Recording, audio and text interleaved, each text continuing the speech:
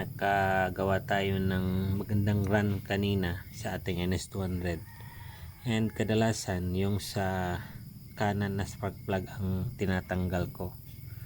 Bihira lang ito dito, pero ngayon tatanggalin ko dito sa sa kaliwa para ma-access din natin ang center.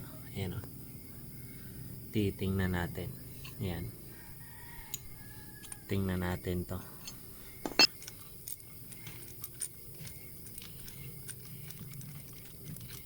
Natin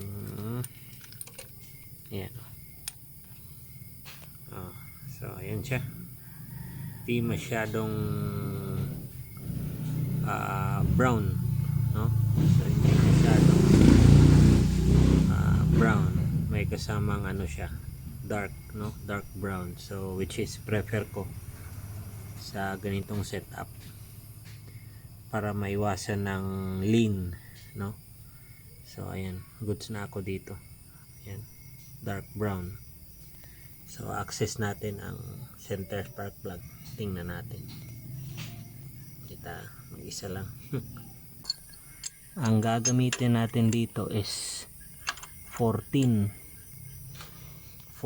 na back wrench. Kasi nga hindi na to stock, na palitan na natin ng NGK spark plug. So 14 na siya, automatic. Ayan. Hinay-hinay lang access natin ng ating center spark plug. Di pa, ayaw pa.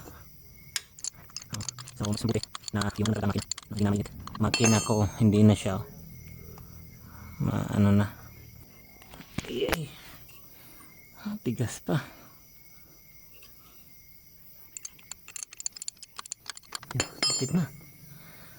Malapit na. Make sure lang din kung bibili kayo sa Shopee, make sure mapanuri, no? Mas mabuti na yung mga legit na spark plug ang bibilhin natin, no? Wag dun sa masyadong mura. Okay, ito na siya. Di ba? Ayan siya. Masyadong ma-focus. Ayan. Ayan. Ayan. So, titingnan natin.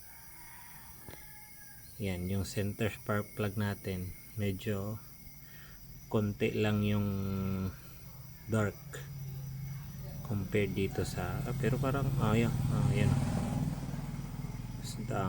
Yan, brown, no? Mas darker brown itong sa side natin, tapos brown ang center. Ayan. So ayan siya, access natin, na tingnan natin para may peace of mind tayo na hindi lean ang motor natin, kasi nga patay tayo. So observe ko din sa sa lean na mixture,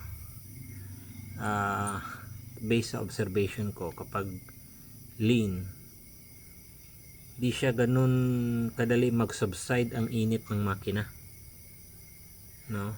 Kapag lean, kasi nga ito, kahit ginamit ko ito kanina sa pagkuha ng mga bata sa school nila, sa dalawang barangay yun, no? Pero ayan, nung oras pa lang ngayon, time check natin is 6:29 pa, pero ayan, makina ko.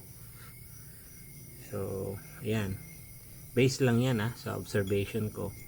Kasi nga doon dati gusto natin na sobrang tipid sa gas ang NS natin, di na pala natin namalayan na lean mixture na pala tayo. So ayun, kaya nga ako nakapagpalit ng balik ulit sa 78, kasi nga wasak yung ko, stock bore kit ko, wasak ang head ko. Tapos pinakita ko sa certified na kaibigan nating mechanic, may possibility na lean mixture. So mabuti na para sa akin, mabuti na ganito. Ayan, so medyo darker. Okay na tong ganito, basta masiguro natin na hindi siya lean, no? Hindi siya masyadong mainit. Ayan, so eto lang, check natin, linisan natin ang mga oil, tapos babalik natin. Ayan.